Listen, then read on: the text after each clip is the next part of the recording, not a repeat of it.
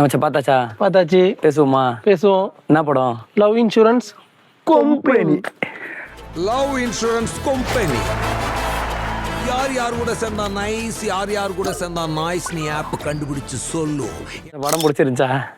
எப்படி சொல்றது, அது ஓப்பனா கூட சொல்ல முடியலையே. அதை பாத்தியா எவ்வளவு யோசிக்க வேண்டியதா இருக்கு. ஆக்சுவலா எனக்கு பாக்குறப்ப அந்த வேர்ல்டு கிரியேட் பண்ணது அந்த விஷயம் நிறைய விஷயம் பிடிச்சிருந்துச்சு. ஆனா வந்து அதுக்காக படம் பிடிச்சிருந்துச்சுன்னு என்னால ஒரு ஓப்பனா சொல்ல முடியாத நிலைமையில இருக்கு. படத்தோட பாசிட்டிவ் என்ன சொல்ல நினைக்கிறேன்? பாசிட்டிவ் இருக்கா? இருக்குது, கண்டிப்பா இருக்கு. படத்தோட பாசிட்டிவ் பார்த்தா ரவிவர்மன் இருக்கு. ரவிவர்மன் ஹோல் மூவியே வந்து சிங்கிளான அப்படியே வந்து அனுமன் மலை தூக்கிட்டு போற மாதிரி அப்படியே ஃபுல் படத்தையும் டிராவல் பண்ணிருக்காரு. அந்த மலை மேல உட்காந்து மியூசிக் போடுற மாதிரி அனிருத் இந்த படத்தை தாங்கியிருக்காரு. ஆமா, ரெண்டு பேரும் ரொம்ப சூப்பர். ஆனா வந்து பிஆர் விக்கி வந்து இந்த பொலாதன் படத்துல அப்பா நாய் பீப்பா அப்படின்னு எடுத்துட்டு வருவாங்க பாத்தியா, அந்த மாதிரி ஒரு விஷயத்தை எடுத்துக்கிறாங்க. என்னத்தையும் போட்டுட்டாண்டி அந்த மாதிரிதான் எனக்கு இந்த லவ் ட்ராக் வந்து என்னத்தையும் போட்டுட்டாண்டின்ற மாதிரி தான் இருந்துச்சு. அதே மாதிரிதான் இந்த படத்துல என்னது இதற்கு தான் ஆசைப்பட்ட பாலகுமாரன்ல அந்த ஒரு இது கோபால் அப்படின்னு அதே மாதிரிதான் கிருத்தி செட்டி படம் ஃபுல்லா வாஸ் அப்படின்னு வாய்ஸ் ஆஃப் எல்ஐகேன்னு சொல்லிட்டு என்ன கருமடா இது. படத்தோட அழகே கதை நடக்கிற விஷுவல்ஸ் எல்லாம் பாத்தீங்கன்னா 2040 இருக்கும். ஆமா. ஆனா அந்த கதையோட களத்தை அண்ணன் 90s தள்ளினாரு பாருங்க. அந்த தாட் ப்ராசஸ்க்கே விக்கே நான் வந்து நம்ம பாராட்டணும் கண்டிப்பா மச்சான். அதே மாதிரி பாத்தீங்கன்னா இன்டர்வியூல வந்து சொல்லுவாரு, யாரு விக்கி சொல்லுவாரு, என்ன சொல்லுவாருன்னா வந்து இந்த படத்தை வந்து பிரதீப் ஹீராக் வந்து ஒரு சொல்லுவாரு இன்டர்வியூல என்ன வேணா சொல்லுவாரு 150 கட் பண்ணிருப்பாரா இது வரைக்கும். படத்தை வந்து இப்படி இப்படி ஆரம்பிச்சு எப்படிலாம் தூக்கி போடலாம்னு நினைச்சிருப்பாரு. 150 வகையில கட் பண்ணாரா. அவரை வந்து அவ்வளவு வேலை வாங்கினவரு.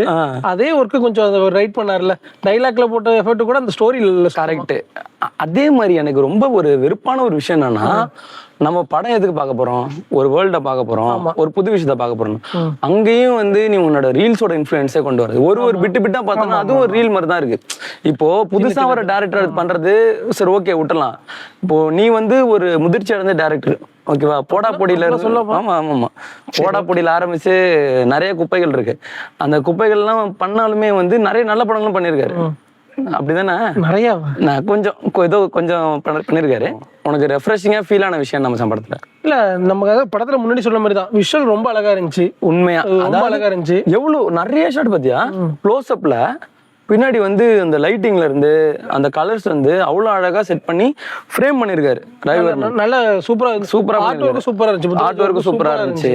டெக்னிக்கலா வந்து பாத்தீங்கன்னா வந்து நல்ல டீமை செட் பண்ணிட்டு கரெக்ட். இது தமிழ் சினிமாக்கு ஒன்றும் புதுசு கிடையாது.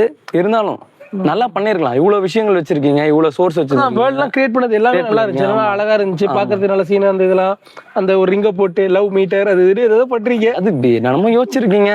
படத்துல சொன்ன மாதிரி தான் ஃபர்ஸ்ட் ஹாஃப் வரைக்கும் அந்த கொஞ்சம் இந்த புதுசா ஏதோ வந்து ஓப்பன் ஃப்ரெண்ட்ஸ் ஏதோ டேர்ம்லாம் சொல்லி இந்த ஃபர்ஸ்ட் ஹாஃப் வரைக்கும் ஒரு கொஞ்சம் ஃபன்னா போனுச்சுன்னு எனக்கு தோணுச்சு. உனக்கு எப்படி ஒரு கணிச்சு தெரியல. அந்த ஃபர்ஸ்ட் ஹாஃப் வரைக்கும் எனக்கு கொஞ்சம் நல்லா போன மாதிரி இருந்துச்சு. எப்போ செகண்ட் ஹாஃப் உள்ள வந்து அந்த கதை அந்த படத்தோட கதை களத்துக்கு போனாங்களோ அப்பதான் லைட்டா அப்படியே இழுத்துட்டு போயிடுச்சு. படத்துலயே உனக்கு ரெஃப்ரெஷிங்கா ஃபீல் ஆன ரெண்டு விஷயம் என்ன மச்சான்? ரெண்டே விஷயம்னா சீமானோட ஆக்டிங்கும் அப்புறம் வந்து எஸ்.ஜே. சூர்யாவோட ஆக்டிங். கம்பெனி அவரு அதாவது இப்போ சீமானனும் எஸ்.ஜே. சூர்யாவும் இல்லைன்னா படம் வந்து குப்பை தான். அது ஆல்ரெடி குப்பை தானே. இல்ல, குப்பையா இருந்தாலும் மக்கும் குப்பை மக்காத குப்பைன்னு பிரிச்சாதான் சுற்றுச்சூழலுக்கு நல்லது. ஆனா இவங்கெல்லாம் வந்து சுற்றுச்சூழலுக்கு நல்லது நினைச்சு படம் எடுத்த மாதிரி தெரியல.